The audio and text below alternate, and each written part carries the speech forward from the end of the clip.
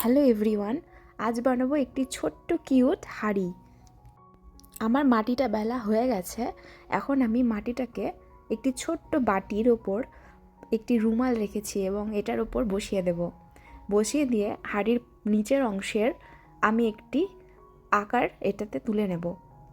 জানো, এটা বানাতে গিয়ে আমার মনে হয়েছে যে যদি আমার কাছে একটি পটারি হুইল থাকতো তাহলে হয়তো কাজটা খুবই সহজ হতো। কাল হাঁড়ি বানানোর চেষ্টা করতে গিয়ে একটি এবড়ো থেবড়ো কলসি বানিয়ে ফেলেছি। তাই কালকেই মনস্থির করেছিলাম যে আজকে একটা হাঁড়ি আমি যে কোনোভাবে বানিয়েই ছাড়বো। হাঁড়ির নিচের অংশটা আমার বানানো হয়ে গেছে। এবার আমি মাটির দলাগুলোকে খুবই পাতলা পাতলা রোল করে একটার উপর একটা করে জোড়া দেবো, যাতে উপরের অংশটাও তৈরি হয়ে যায়। তার জন্য একটু স্ক্র্যাচ করে নিচ্ছি এবং একটু কাদামাটি দিয়ে নিচ্ছি, যাতে একটার উপর একটা স্তর দিলে সেটা যেন ভালোভাবে বসে যায়। মাটির প্রথম দড়িটা সেট করার পর বাইরে থেকে আরেকটু কাদামাটি দিয়ে সেটাকে একদম ভালো করে সেট করে নিতে হবে। এবার পালা দ্বিতীয় দড়ির।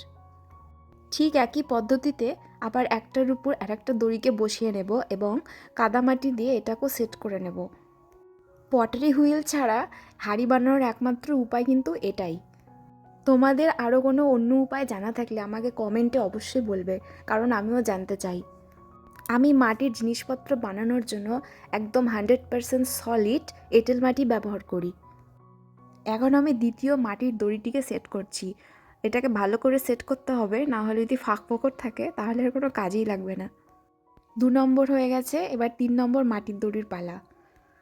সব দড়িগুলো ঠিকঠাক বসানো হয়ে গেলে আমি ভেতর থেকে এবং বাইরে থেকে দুদিক থেকেই কাদামাটি দিয়ে ফাঁক ফোকরগুলো বন্ধ করে দেব। এখনও আর একটা জিনিস লাগানো হয়নি, সেটা কি বলো তো? হাঁড়ির মুখটি। মাটি দিয়ে চারিদিকটা সমান হওয়ার পর আমি এর মুখটি তৈরি করব। আমি মাটির জিনিসপত্র তৈরির জন্য একদম 100% সলিড এঁটেল মাটি ব্যবহার করি, যেটা আমি নিজে তৈরি করেছি। হাঁড়ির গায়ে দেখলাম কিছু বাড়তি মাটি উঁচু হয়ে আছে, তাই ভাবলাম কেচি দিয়ে কেটে সমান করে দেই।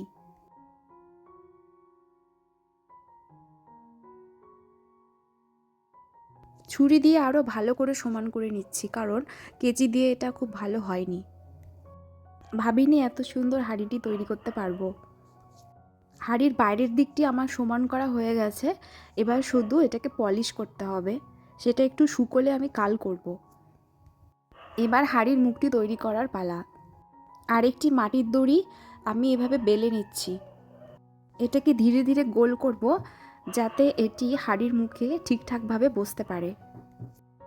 এইভাবে গোল শেপ করতে করতে দুই প্রান্তকে একভাবে জোড়া লাগিয়ে দেব। এবার হাঁড়ির উপরে বসাচ্ছি, দেখছি কেমন লাগছে।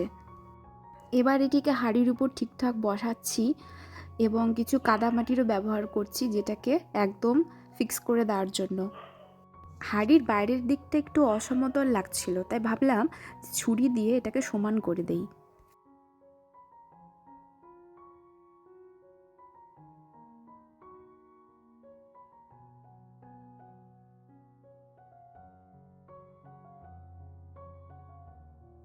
আজকের মতো আমার হাঁড়ির কাজ একদম কমপ্লিট।